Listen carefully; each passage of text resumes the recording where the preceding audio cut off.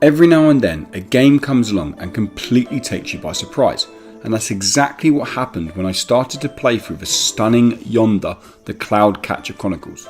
This charming open world adventure game takes players through the adorable world of Gamer, a world I would recommend to just about anyone to explore. Yonder is sold as an open world farming game, which doesn't really do the game any justice. Yes, there are farming elements, and yes, the game does feature a fully explorable open world, but Yonder also has so many other strengths to its gameplay. You play as a nameless character who is awoken on the island of Gamer, with no memory of how you got there. And although Gamer is a luscious island, it's also an island that has been plagued by an evil entity only known as Murk.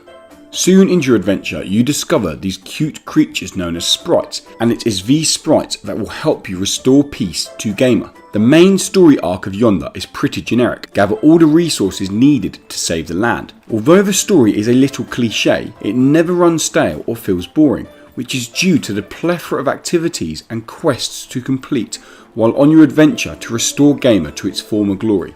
These quests fall into two main categories: your general side quests, which often involve you helping various islanders you'll meet on your journey, and the guild quests, which will allow you to build, brew, stitch and bake various items to help you progress as a farmer, carpenter, chef, stonemason or even a tailor.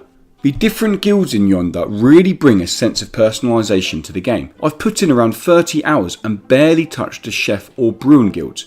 Instead, I chose to focus my time on building my farm and allowing me to adopt different types of animals and produce unique products, which can be used to trade or as payment to get a helping hand for your farm.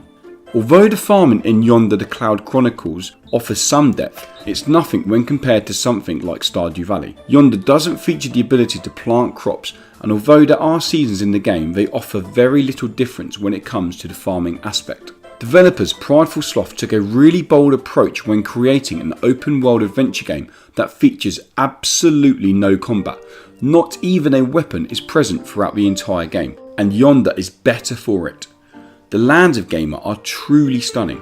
On various occasions I would climb a hill to see a glorious sunset illuminating gorgeous vistas, often stopping for a moment just to take it all in. The pleasure of exploring these jaw-dropping landscapes without the stress of combat is one I didn't realise I would love until I experienced it. The overall map size of Gamer appears small compared to AAA open world games, but with every area of the map boasting its own unique environment, it never feels too small. This is definitely a good thing, as the fast travel system in Yonder is potentially the weakest element to the game.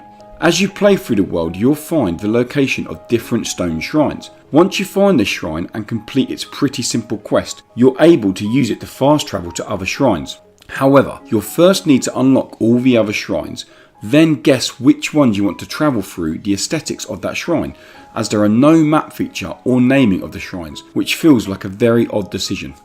Yonder: The Cloudcatcher Chronicles is a truly stunning adventure game. Although the story of the game feels slightly overused, it's still a story I'm glad I experienced, but it's not the story of Yonder that will keep pulling you back. You'll have the charming quests and variety of guild activities to thank for that. The passive approach to exploring the gorgeous world of Gamer is one I applaud Prideful Sloth for taking, and one I'd encourage everyone to experience.